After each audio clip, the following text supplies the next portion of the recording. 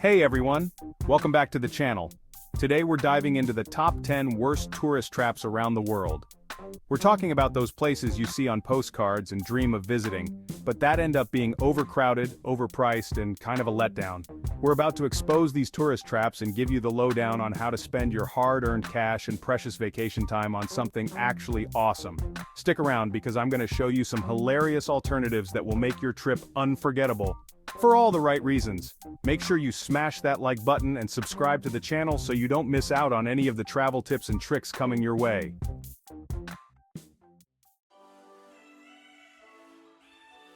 First up, we're headed to the city that never sleeps, New York City. But instead of hitting up the Statue of Liberty or Central Park, we're going straight to the belly of the beast Times Square. Now, I know what you're thinking. Bright lights, Broadway shows, that iconic New Year's Eve ball drop.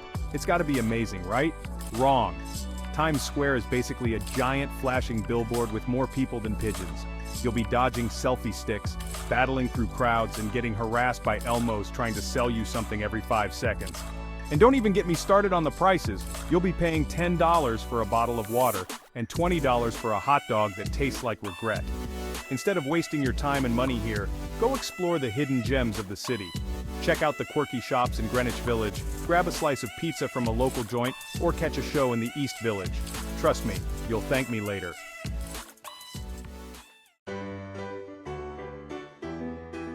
Next up, we're jetting off to Italy, the land of pasta, pizza, and the Leaning Tower of Pisa.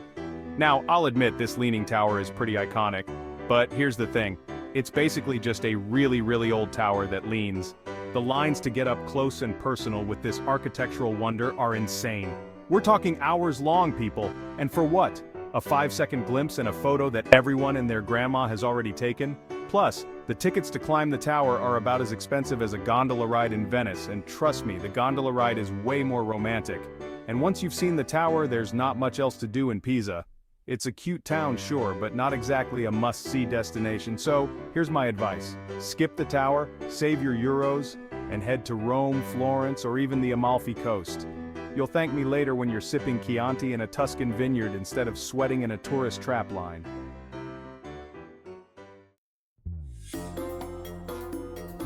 Hold on to your hats, folks, because we're heading to the glitz and glamour of Hollywood. But instead of rubbing shoulders with celebrities, we're about to get up close and personal with dirty sidewalks.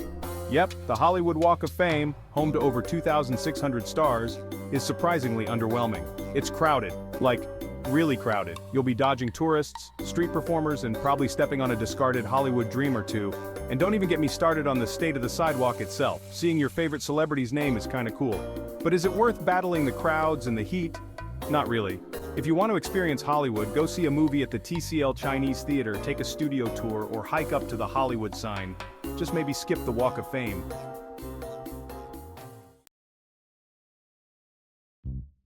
Number 4, the Little Mermaid statue. More like the Little Disappointment statue. Okay, we're going international again, this time to Copenhagen, Denmark, to visit a tiny mermaid statue. I know, it's based on the Hans Christian Andersen fairy tale and all that, but hear me out. This statue is small, like really small. We're talking about sitting on a rock, barely 3 feet tall, small. You've probably seen pictures of it and thought, oh, that's cute. But trust me, in person it's more like, that's it? Plus, it's usually surrounded by tourists, all vying for the same photo op. Listen, Copenhagen is an amazing city with so much to offer. Explore the colorful houses of Nyhavn, visit the Tivoli Gardens amusement park, or check out the free town of Christiania. Just maybe skip the Little Mermaid statue, unless you're really into underwhelming photo ops and crowds of disappointed tourists. Copenhagen has so much more to offer.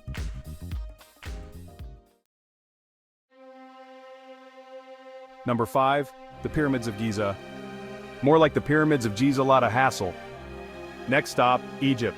Land of the pharaohs, ancient wonders, and the most aggressive vendors you'll ever meet.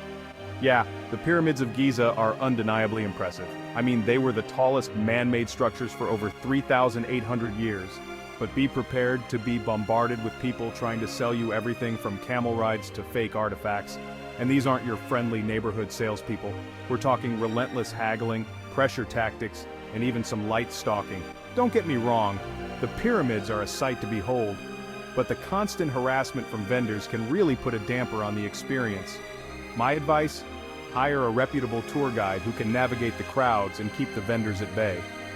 Or, if you're feeling adventurous, visit the lesser-known pyramids of Saqqara or Dashur.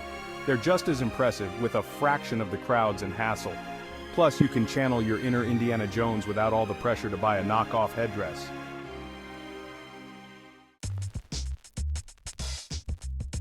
Number 6, the Eiffel Tower.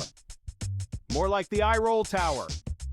Bonjour from Paris, the city of love, lights, and ridiculously long lines for the Eiffel Tower. Look, I get it. It's iconic. It's romantic. It screams Paris. But here's the thing. The lines are insane, the tickets are expensive, and honestly, the view is better from other places in the city. Seriously, you'll spend more time waiting in line than you will actually enjoying the view from the top. And once you're up there, you'll be crammed in with a gazillion other tourists all trying to get that perfect selfie. So here's my advice. Skip the Eiffel Tower and head to the Sacré-Cœur Basilica in Montmartre. You'll get panoramic views of the city, including the Eiffel Tower, without the crowds or the hefty price tag, or grab a baguette, some cheese, and have a picnic by the Seine. It's way more romantic, trust me. Paris has so many beautiful spots to enjoy without the hassle.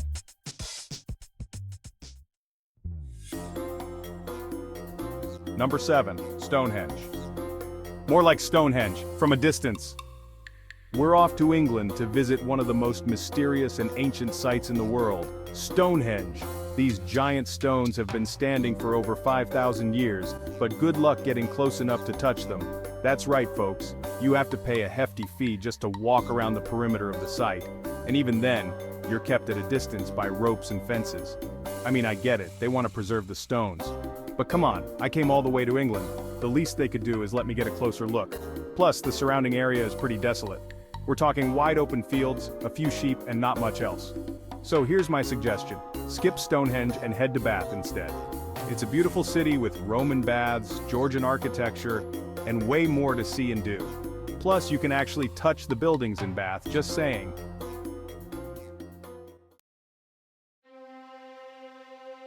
Number 8, the Mona Lisa. More like the monotony Lisa. We're back in Paris, and this time, we're braving the Louvre to see the most famous painting in the world, the Mona Lisa. Now, I'm not an art critic, but I've seen bigger postage stamps than this painting. Seriously, it's tiny.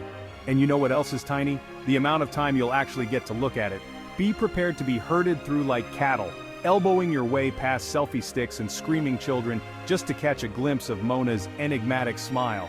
And once you're at the front of the crowd, you'll have about 5 seconds to admire the artwork before you're shuffled along by security.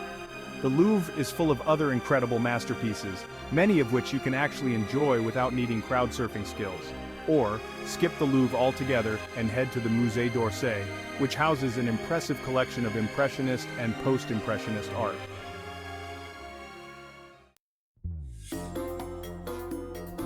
Number 9, the Blarney Stone.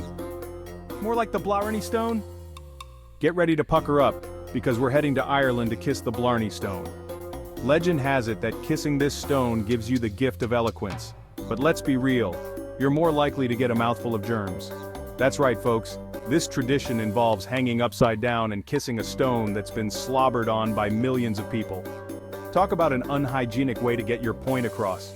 Plus, the line to kiss the stone is ridiculously long, and you have to pay to participate in this germ fest. Instead of risking your health for a chance to be a smooth talker, why not explore the beautiful Irish countryside? Visit the Cliffs of Moher, explore the Guinness Storehouse in Dublin, or cozy up in a traditional pub with a pint of Guinness. You'll have a much better time, and you won't have to worry about catching anything worse than a good time.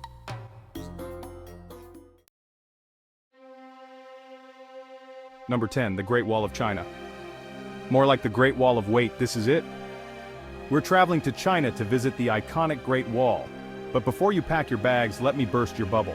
It's not a pristine, ancient wonder snaking through picturesque landscapes. It's often overcrowded, commercialized, and parts are in disrepair. Be prepared for hordes of tourists, souvenir stalls, and crumbling sections. If you travel to China, see the Great Wall, but manage your expectations. Consider visiting less trafficked sections like Jinshanling or Simitai. You'll get a more authentic experience, maybe even a section to yourself.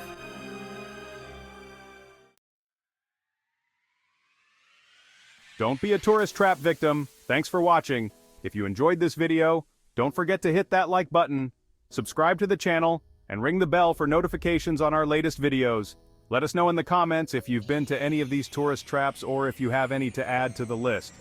Remember, traveling is all about experiencing new cultures, trying new things, and making unforgettable memories. Don't let tourist traps suck the fun out of your adventures. There are so many incredible, off-the-beaten-path destinations waiting to be discovered. So, do your research, pack your bags, and go explore the world. Just maybe skip these tourist traps. Trust me, your sanity and your wallet will thank you.